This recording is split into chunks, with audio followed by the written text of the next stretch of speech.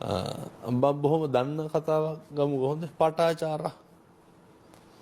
පටාචාරා හිතන් හිටියේ මට දැන් දෙමව්පියෝ නැතුව මට මේ කරගන්න පුළුවන් කියලානේ. හොඳ දඩබ්බර වයසනේ පටාචාරා පැනලා ගියේ. පටාචාරා උඩමනේ හිර කරලා ඉන්නකොට අර පාර ගියපු හොරෙක් ඕන කියලානේ බෙරිහන් මේ කෑකෝ ගැහුවේ උපවාස කරේ.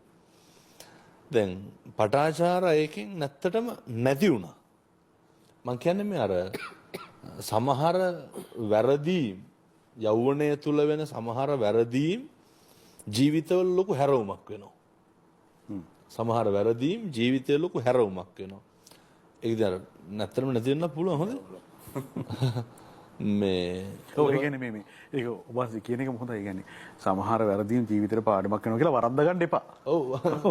දැන් ඒ වරදිනේ ඒවා සමහරක් ඒවා හදාගන්න කුණ්ඩලකේසි. කුණ්ඩලකේසි කොහොම හරි කුණ්ඩල ගිහිතර මේ ඔව් ඒත් හොරෙකුටනේ ඒ පටාචාරා වගේම ඉතින්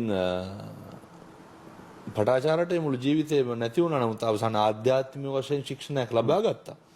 නමුත් අපි මේ ලෝකේ මේ අද දැන් කතා කරනකොට අර කුණ්ඩලකේසි දැනගත්තා කුණ්ඩලකේසිට වැරදුනා කියලා. ඇයි අර මේ බාරයක් ඔප්පු කරන්න කියලා ගලට එක්කයි යනවනේ. ගිහිල්ලා රත්තරන් බඩු අරගෙන දැන් කුණ්ඩලකේසි මොකද කරේ? මට මේ ඊට කලින් පැදකුණු කරලා වඳින්න ඕන කියලා තුන් පාරක් කරගිලා තල්ලු දැම්මා.